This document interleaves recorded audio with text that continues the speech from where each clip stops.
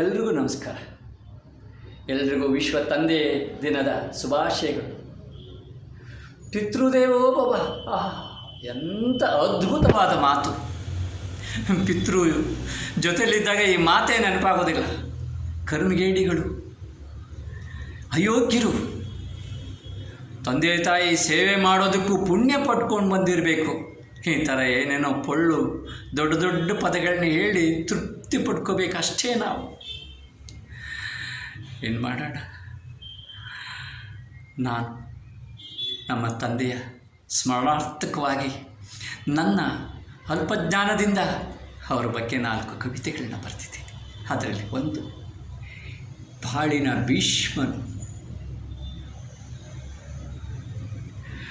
ಬಾಳಿನ ಭೀಷ್ಮನು ಯಾಕೆ ಈ ಪದ ಕೊಟ್ಟೆ ಅಂದರೆ, ಆ ಭೀಷ್ಮ ಎಲ್ರಿಗೂ ಸುಖ ಕೊಟ್ಟು ತಾನು ಬಾಧೆ ಪಟ್ಟ. ಹಾಗೆ ಅದಕ್ಕೆ ಅನ್ವರ್ಥಕವಾಗಿ ಈ ಹೆಸರು ಕೊಟ್ಟಿದ್ದೀನಿ. ಭಾಗ್ಯ ಸೌಭಾಗ್ಯದಂತಿದ್ದೆ ಅಯೋಗ್ಯರಾದ ನಮಗೆ, ಮಕ್ಕಳಾದರೂ ಮಗ್ಗಲ ಮುಳ್ಳಾಗಿದ್ದೆವು ನಿನಗೆ. ಕೇಡಿಲ್ಲದವನು, ಸೇಡಿಲ್ಲದವನು, ದುರ್ದಾರಿ ತುಳಿಯದವನು, ದ್ರೋಹ ಎಸಗದವನು, ಬಾಳಿನ ಭೀಷ್ಮನು ಅಪ್ಪ ಚೆನ್ನಪ್ಪ ನೀನು. ಎಷ್ಟು ಋಣವೋ ಅಷ್ಟೇ ಲಭ್ಯ, ನೀ ಸುಖ ದುಃಖ ಸಹಿಸಿದ ಸಭ್ಯ. ನಳನಂತೆ ವಿಕ್ರಮನಂತೆ ನಿನ್ನ ಕತೆ, ಇರಲಾರದೆ ಮರೆಯಾದೆ ಬಾಳದೆ ನಮ್ಮ ಜೊತೆ. ಅಪ್ಪ, ಏನು ಅದು ಒಂಥರ ಹೃದಯ ತುಂಬಿ ಬರ್ತದೆ, ಕಣ್ತುಂಬಿ ಬರ್ತದೆ.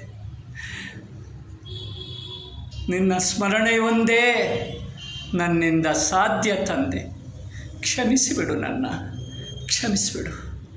ಇಷ್ಟೇ ಹೇಳಿಕೊಂಡು ತೃಪ್ತಿ ಪಡೋದೆ. ದಯಮಾಡಿ ನೀವು ಆ ಹಡೆದ ದೇವರುಗಳಿಗೆ ಗೌರವ ಕೊಡಲಿಲ್ಲ ಅಂದರೂ ಪರವಾಗಿಲ್ಲ, ಅವ್ರಿಗೆ ಪ್ರೀತಿ ತೋರಲಿಲ್ಲ ಅಂದರೂ ಪರವಾಗಿಲ್ಲ, ಕೆಟ್ಟದ್ದನ್ನಂತೂ ಮಾಡಬೇಡಿ. ಕೆಟ್ಟದ್ದನ್ನು ಆ ಇಳಿ ವಯಸ್ಸಲ್ಲಿ ಸಹಿಸೋ ಶಕ್ತಿ ಅವರ ಹತ್ರ ಇರೋದಿಲ್ಲ. ದಯಮಾಡಿ ಸಾಧ್ಯ ಆದಷ್ಟು ಅವ್ರ ಮುಂದೆ ಸುಮ್ಮನಿರೋದನ್ನು ರೂಢಿ ಮಾಡಿಕೊಳ್ಳಿ. ಒಳ್ಳೆಯದಾದರೆ ಮಾಡಿ. ಇಷ್ಟು ನೀವು ಅವ್ರಿಗೆ ಕೊಡಬೇಕಾಗಿರೋ ಕೃತಜ್ಞತೆಗಳು. ಎಲ್ರಿಗೂ ಒಳ್ಳೆಯದಾಗಲಿ.